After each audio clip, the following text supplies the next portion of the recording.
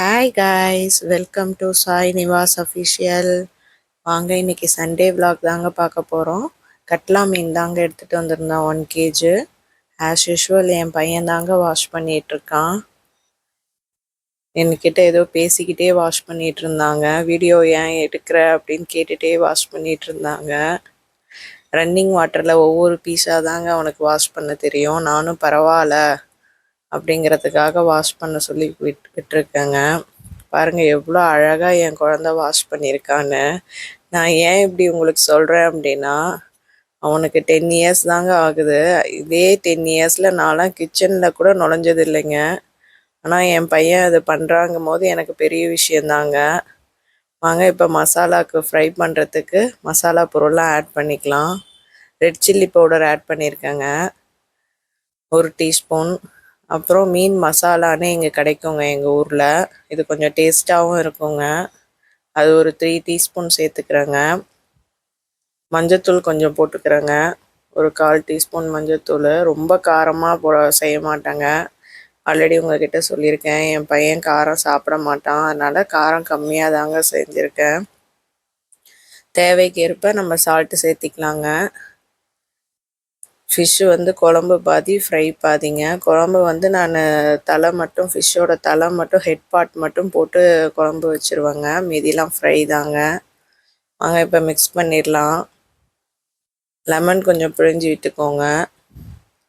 Lemon பிழிஞ்சு விட்டுட்டிங்கன்னா கொஞ்சம் அதில் இருக்க இதெல்லாம் ஸ்மெல்லெல்லாம் போகும். வாங்க, இப்போ குழம்புக்கு தேவையானதெல்லாம் பார்த்துடலாம்.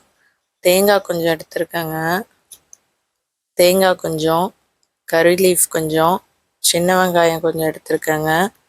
பூண்டு ஒரு அரை பூண்டு எடுத்துருக்கேங்க. தக்காளி 2, கொத்தமல்லி தழை கொஞ்சங்க. ஒரு மிக்ஸி ஜாரில் நம்ம இப்போ அரைச்சி விட்ட மீன் குழம்பு தாங்க வைக்க போகிறோம். ஒரு மிக்ஸி ஜாரில் சின்ன வெங்காயம், தக்காளி 2 தக்காளிங்க, 2 தக்காளி ஆட் பண்ணிக்கிறேன். இது ஈஸியான மெத்தடுங்க. அரைச்சி விட்ட மீன் குழம்பு வந்து ஒரு சிலர் கையிலேயே எல்லாத்தையும் கரைச்சி இது பண்ணுவாங்க. நான் மிக்ஸி ஜாரில் ஒன்றா அரைச்சிக்கிறேங்க. சீரகம் கொஞ்சம் போட்டுக்கிறேங்க.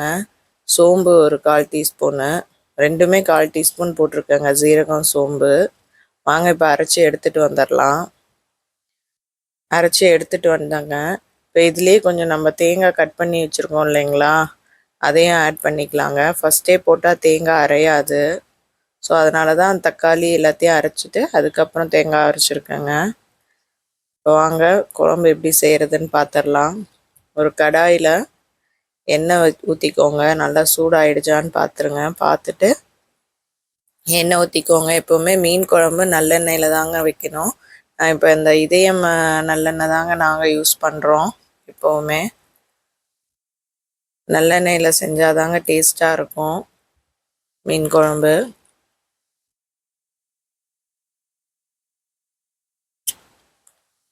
நல்லெண்ணெய் ஊற்றி நல்லா ஹீட் ஆனதுக்கப்புறம் சோம்பு, வெந்தயம், கடுகு இதெல்லாம் கொஞ்சம் 1/4 டீஸ்பூன் நான் ஆட் பண்ணிக்கிறேங்க ஒன்று ஒன்றா.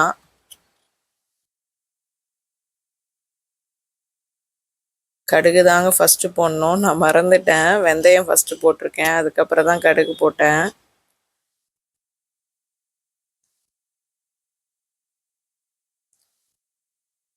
கடுகும் வெந்தயம் நல்லா பொரியட்டோங்க.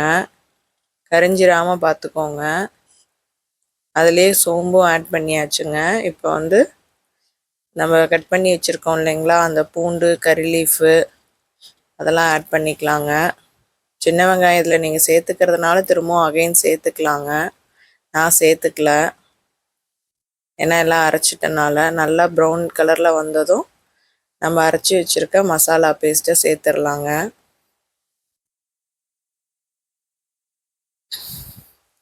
சேர்த்துட்டு நல்லா பச்சை வாசம் போய் எண்ணெய் பிரிஞ்சு வர அளவுக்கு நல்லா அதை வதக்கிக்கணுங்க. அப்போ தாங்க டேஸ்ட்டாக இருக்கும். இல்லைன்னா பச்சை வாசம் அப்படியே இருக்கும். பாருங்கள், நல்லா எண்ணெய் பிரிஞ்சு வந்துருச்சுங்க. இப்போ நான் கொஞ்சம் சால்ட் ஆட் பண்ணிக்கிறேன். இன்னும் கொஞ்சம் நல்லா வதக்கி விடலாங்க. பாருங்கள், நல்லா எண்ணெய் பிரிஞ்சு வந்திருக்கு. இப்போ வந்து மீன் குழம்புக்கு தேவையான மசாலாலாம் ஆட் பண்ணிக்கிறேங்க. கொஞ்சம் சில்லி பவுடர் கொஞ்சம் ஆட் பண்ணிக்கிறேன். அப்புறம் மீன் குழம்பு மசாலானே தனியாக வச்சுருக்கேங்க, அதையும் ஆட் பண்ணிக்கலாங்க. ரெட் சில்லி பவுடரு ஒரு 1/4 டீஸ்பூன் ஆட் பண்ணிக்கிட்டேங்க.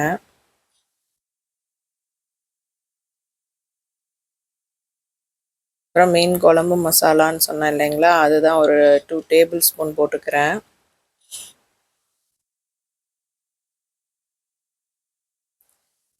வாங்க திரும்பவும் ஒரு தடவை கலந்து விட்டுக்கலாம். நல்லா ஃப்ரை ஆகட்டுங்க அந்த மசாலா. எந்த அளவுக்கு நல்லா எண்ணெய் பிரிஞ்சு வெளியே வந்து நல்லா ஃப்ரை ஆகுதோ அந்த அளவுக்கு குழம்பு நமக்கு டேஸ்ட்டாக கிடைக்குங்க. பாருங்கள், கடாயில் துளி கூட ஒட்டவே இல்லை, எந்த அளவுக்கு சுருண்டு வந்திருக்குன்னு பாருங்கள். இப்போ நம்ம புளி கரைச்சி வச்சுருக்கோம் இல்லைங்களா, மீன் குழம்புக்கு ஆஸ் யூஷுவல் புளி ஊற்றுவோம் இல்லைங்களா, ஒரு லெமன் சைஸ் புளி ஊற்றுவாங்க. நான் கம்மியாக தாங்க புளி ஆட் பண்ணுறேன். ஒரு 1/2 லெமன் சைஸ் இருக்குங்க புளி கரைச்சி வச்சு அதை ஆட் பண்ணிக்கிறேன். இப்போ தேவையான அளவு தண்ணி ஊற்றிக்கலாங்க. குழம்புக்கு நமக்கு எவ்வளோ தேவையோ அந்த அளவுக்கு தண்ணி ஊற்றிக்கலாம். நான் 1 kg தாங்க ஃபிஷ் எடுத்திருக்கேன். ஸோ தலைப்பகுதி மட்டும், தலையும் வால் பகுதி மட்டும்தான் நான் போட போகிறேன். அதனால் குழம்பு நமக்கு எந்த அளவுக்கு தேவையோ அந்த அளவுக்கு தண்ணி விட்டால் போதும். ரொம்ப தண்ணியாக இருந்தாலும் நல்லா இருக்காதுங்க குழம்பு வந்து. இப்போ தேவைக்கு நம்ம சால்ட்டு ஆட் பண்ணிக்கலாம். நல்லா கொதி வந்துருட்டுங்க. கொத்தமல்லி கொத்தமல்லி லீஃப்லாம் ஆட் பண்ணிவிட்டு நல்லா கொதி வரட்டுங்க. நல்லா கொதிச்சதுக்கப்புறம் தான் நம்ம அந்த ஃபிஷ்ஷவே ஆட் பண்ண போகிறோம். உப்பு காரம் எல்லாம் பார்த்துட்டு லிட்டை போட்டு க்ளோஸ் பண்ணிடலாங்க. பாருங்கள், நல்லா கொதி வந்துருச்சுங்க. இப்போ நான் வந்து ஃபிஷ்ஷை ஆட் பண்ணுறேங்க. வாஷ் பண்ணி வச்சுருக்கோம் இல்லைங்களா, அந்த ஃபிஷ்ஷை நான் ஆட் பண்ணுறேன். எங்கள் வீட்டில் யாரும் தலைப்பகுதியெலாம் சாப்பிட மாட்டோங்க. ஜஸ்ட் அந்த ஃப்ளேவருக்காக நான் சேர்த்துறேன். குழம்பு வச்சு முடிச்சதுக்கப்புறம் அதை தனியாக எடுத்துருவேங்க.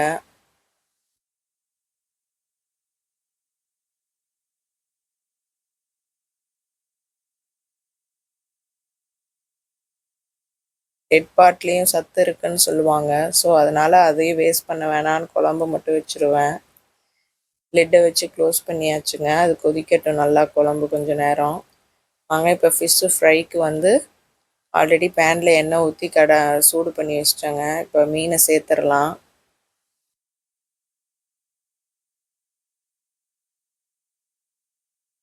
கட்லா மீன்னால் உங்களுக்கு அந்தளவுக்கு டேஸ்ட்டு சூப்பராக இருக்குன்னு சொல்லுவாங்க. ஏன்னா இது கடல் மீன். கடல் மீன்னாவே நமக்கு டேஸ்ட் அதிகமாக தாங்க இருக்கும், ஹெல்த்தியும் கூட. நல்லா ஃப்ரை ஆகிடுச்சுங்க போத் சைடுமே.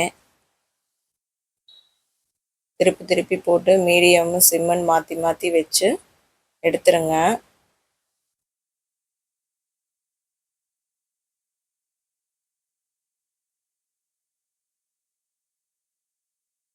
வாங்க இப்போ அகைன் திரும்பவும் நான் உங்களுக்கு போட்டு காமிக்கிறேன் பாருங்கள். மசாலா ஆட் பண்ணி கொஞ்சம் நேரம் ஒரு 1/2 அன் ஹவராவது மீன் ஊறட்டுங்க. அப்போ தாங்க நல்லாயிருக்கும், அந்த மசாலாலாம் ஒட்டும். மிக்ஸ் பண்ண உடனே போட்டுறாதீங்க. வாங்க சைட் பை சைடு நம்ம குழம்பு என்னாச்சுன்னு பார்க்கலாம்.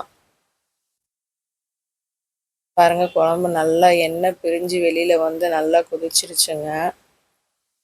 இந்த டைம் கிண்டக்கூடாதுங்க. நம்ம ஏதாவது கரண்டி வச்சு கிண்டினோம் அப்படின்னா அந்த மீனெல்லாம் உடஞ்சி அதில் இருக்க அந்த போனெல்லாம் குழம்போடு மிக்ஸ் ஆகிடுங்க. அப்புறம் நல்லா இருக்காது. அதனால் அப்படியே விட்டுருவோம், ஆஃப் பண்ணிடலாங்க. இப்போ இந்த மீன் இங்கே பார்ப்போம், இது ஃப்ரை ஆகிடுச்சு ஒரு சைடு. இப்போ திருப்பி போட்டுக்கலாம். உங்களுக்கு மீனில் மசாலா கம்மியாக இருக்க மாதிரி தாங்க தெரியும், ஆனால் பட் எங்களுக்கு கரெக்டாக இருந்தது. நான் எப்போவும் என் பையன் எப்படி சாப்பிடுவானோ அது மாதிரி தாங்க சமைப்பேன். பேசிக்கலாக நானும் காரம் எடுத்துக்க மாட்டேங்க. காரம் எனக்குமே அதிகம் சாப்பிட்டா செட் ஆகாதுங்க. கொஞ்சம் ஹெல்த் இஷ்யூ வரும். ஸ்டொமக் ப்ராப்ளம் இந்த மாதிரிலாம் ஹெல்த் இஷ்யூ வரும். அதனால் நானுமே காரம் அதிகம் எடுத்துக்க மாட்டேன். பாருங்கள் நல்லா ஃப்ரை ஆகிடுச்சு. அதையும் எடுத்தாச்சுங்க. இப்போ எல்லா மீனையும் நான் பொரிச்சிட்டு வந்துடுறேங்க, ஒன் பை ஒன்னாக. பாருங்கள் இப்போ நம்ம குழம்பும் ரெடி, ஃபிஷ் குழம்பும் ரெடி, சூப்பராக எம்மியான ஃப்ரையும் ரெடி, ரைஸும் வச்சாச்சுங்க.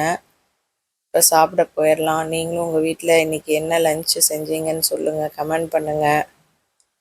பிடிச்சிருந்தா லைக் பண்ணுங்கள், ஷேர் பண்ணுங்கள், சேனலை சப்ஸ்கிரைப் பண்ணுங்கள். இவ்வளோ நேரம் டைம் ஸ்பெண்ட் பண்ணி பார்த்ததுக்கு ரொம்ப தேங்க்யூ டு ஆல்.